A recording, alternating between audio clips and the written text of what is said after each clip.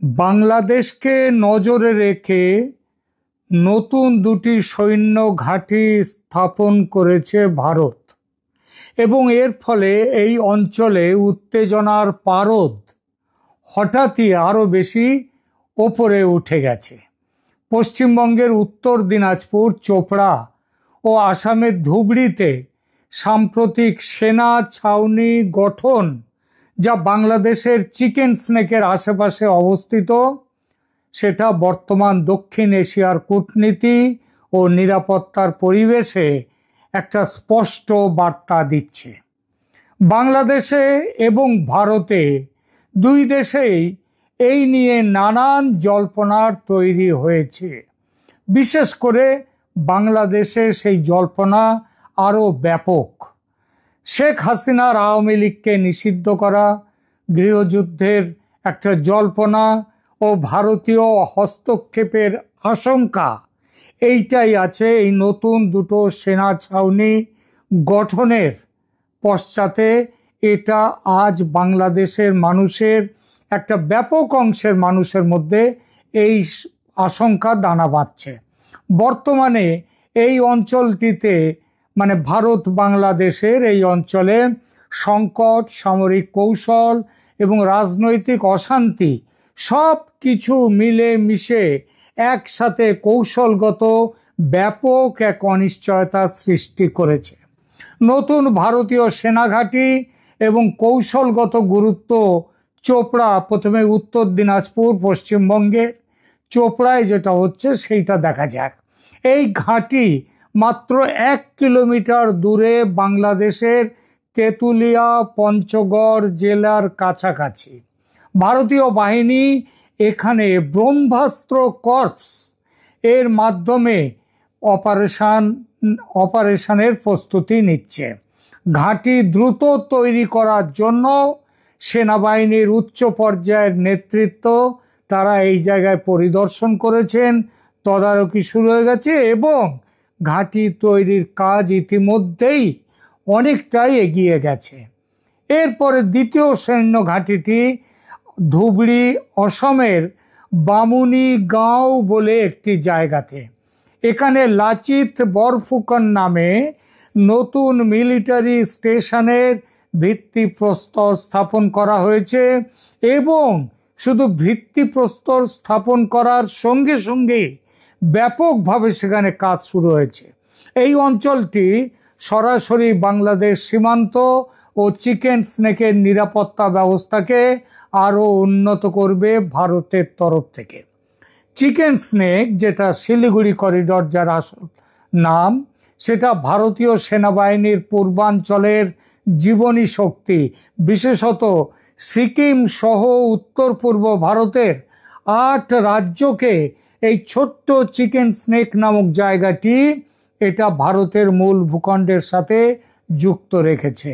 এই জায়গাটির প্রস্থ যেখানে সবচেয়ে কম সেটা মাত্র 22 কিলোমিটার এবং সেটাই সেই জায়গাটুকু দিয়েই এই জায়গা স্বরাষ্ট্রের এই ভারতের সামরিক চলাচল, সমস্ত রকম চলাচল এইখান দিয়ে হচ্ছে। বাংলাদেশ সেনা তার মধ্যে ভারতের এই নতুন সৈন্য ঘাঁটি স্থাপন তাদেরকে যে আতঙ্কের মধ্যে ফেলেছে তার সেটা বোঝা যায় যখন এই অঞ্চলকে নিজেদের আতঙ্কমুক্ত রাখতে ও ভারতের সঙ্গে সামরিক শক্তিতে পাল্লা দিতে লালমনিরহাটে পুরনো বিমান ঘাঁটি আধুনিক করতে চলেছে তারা, এবং এই কাজে তাদের সহায়তায় আছে চীনা সহায়তায় রাডার বা আধুনিক হ্যাঙ্গার নির্মাণ করা হচ্ছে লালমনিরহাটে, যা সরাসরি শিলিগুড়ি করিডরের কাছাকাছি। আরও খবর, এখানে পাকিস্তানের ISI, পাকিস্তান সেনাবাহিনীও এখানে যুক্ত রয়েছে। এইটা বরং কে কার প্রতিক্রিয়ায় সেটার থেকে বড় সেটা একটু হিসাব করলেই বোঝা যাবে যে এই জায়গায় ভারত যে দুটো নতুন করে সৈন্য ঘাঁটি তৈরি করছে এবং এখানে যে ব্যাপকভাবে তাদের সমরাস্ত্র সজ্জিত করছে, তার পেছনে হচ্ছে কিন্তু প্রথম প্রতিক্রিয়া, প্রথম যে সেই ব্যাপারে তাদেরকে এগিয়ে দেয়, এই ব্যাপারে প্রথম দায় কিন্তু হচ্ছে বাংলাদেশের।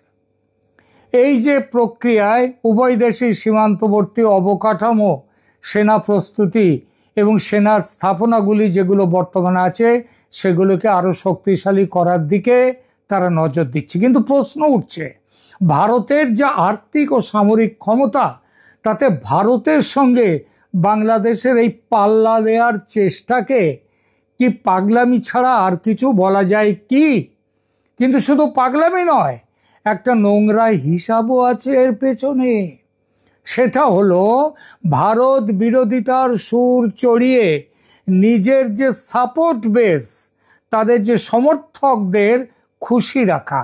আরও একটা কারণ, ভারত সামরিক অভিযান করেছে এই বাহানায় নির্বাচন স্থগিত করা যাবে এবং মিলিশিয়া গঠনের যে কার্যক্রম হাতে নিয়েছে বাংলাদেশ সরকার, সেই কার্যক্রম পুরো দস্তুর বাস্তবায়িত করা যাবে।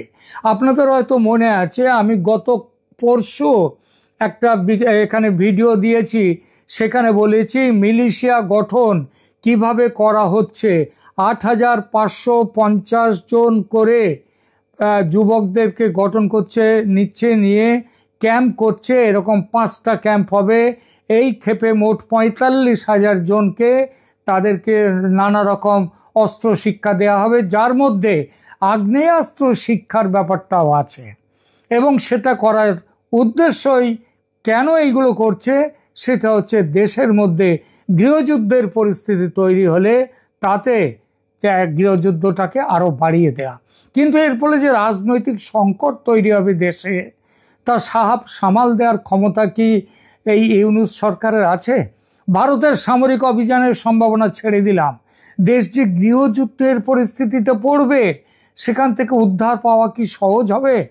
ষড়যন্ত্র করে 2024 সালের আগস্টে ছাত্র আন্দোলনে শেখ হাসিনার পতন ও নির্বাসন, আওয়ামী লীগকে সন্ত্রাস বিরোধী আইনে নিষিদ্ধ করা ও মোহাম্মদ ইউনূসের অন্তর্বর্তীকালীন সরকারের ব্যাপক ব্যর্থতা ও কুশাসন, এর সব মিলিয়ে দেশের রাজনীতি আজ প্রবলভাবে অস্থিতিশীল।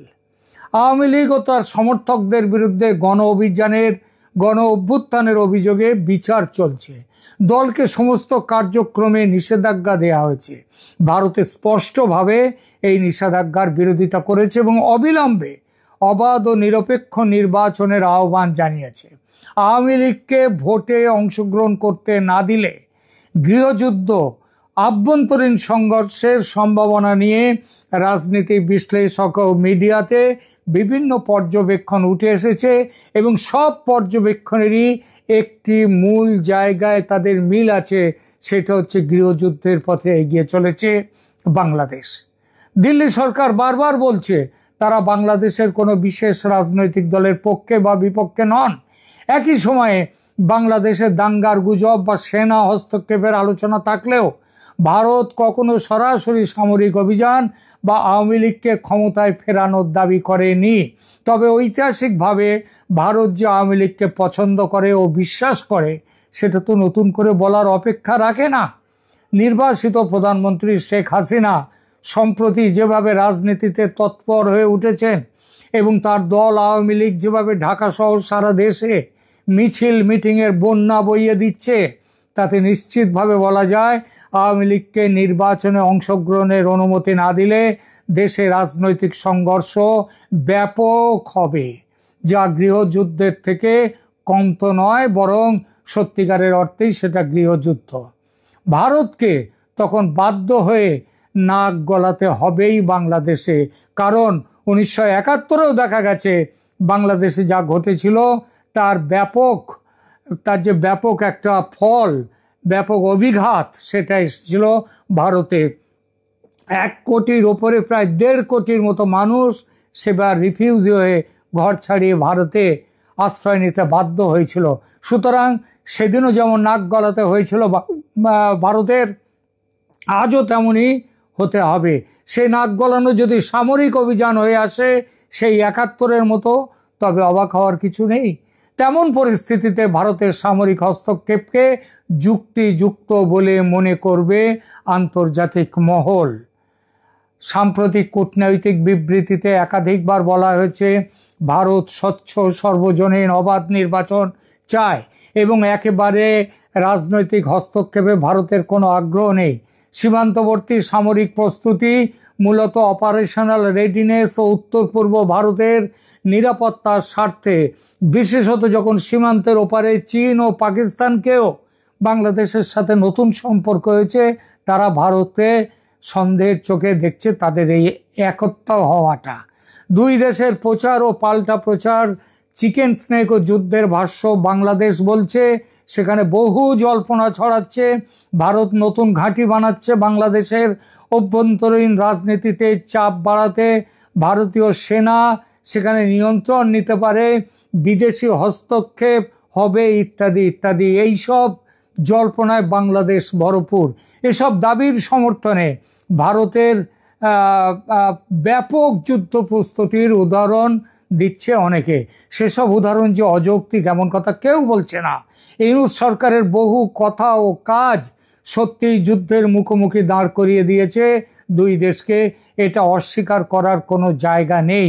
যুদ্ধের ভাষ্য উঠেছে ভারতেও।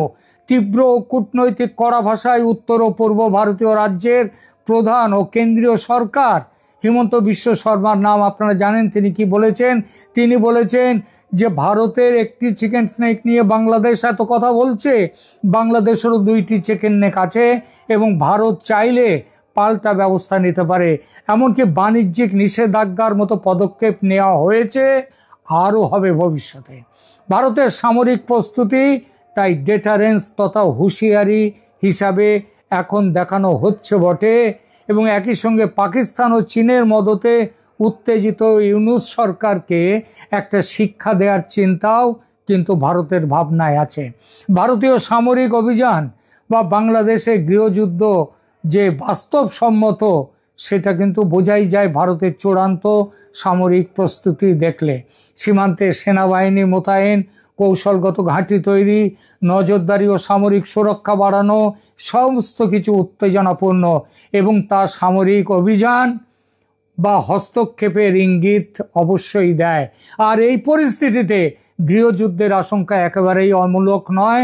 বাংলাদেশের রাজনৈতিক অস্থিরতা ও সহিংসতার পটভূমিতে এটা নিয়ে জল্পনা বাস্তবে ঘটার সম্ভাবনা যথেষ্ট। বলা বাহুল্য, পরিস্থিতি এই বিপজ্জনক পথের দিকে যে আজ বাঁক নিয়েছে, তার পুরো দায় বাংলাদেশের বর্তমান ইউনূস সরকারের। ভারতের সঙ্গে সম্পর্ক খারাপ করেছে তারা উত্তেজক ও অপরিণামদর্শী কথাবার্তা বলে।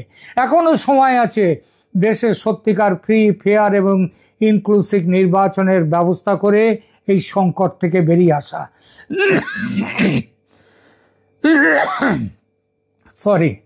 সেটা করতে গেলে ইউনূসের অন্তর্বর্তী সরকারের বদলে নতুন কেয়ারটেকার সরকার প্রতিষ্ঠা করতে হবে প্রথমেই। কারণ ইউনূস সরকারের তত্ত্বাবধানে ভোট হলে সে ভোট হবে জালিয়াতির ভোট, আর জালিয়াতির ভোটে যে শক্তি ক্ষমতায় আসবে সে শক্তি সন্ত্রাসবাদের দোসর। ভারত তাকে মানবে না, মানতে পারে না। আর তখন ফোঁস করা ছেড়ে দংশন করতে বাধ্য হবে ভারত। এই যে নতুন সৈন্য ঘাঁটি সব তৈরি হচ্ছে উত্তর দিনাজপুর ও অসমে, সেটা কিন্তু এই ইঙ্গিতই দিচ্ছে। এটা বাংলাদেশের শাসকদের মনে রাখা দরকার।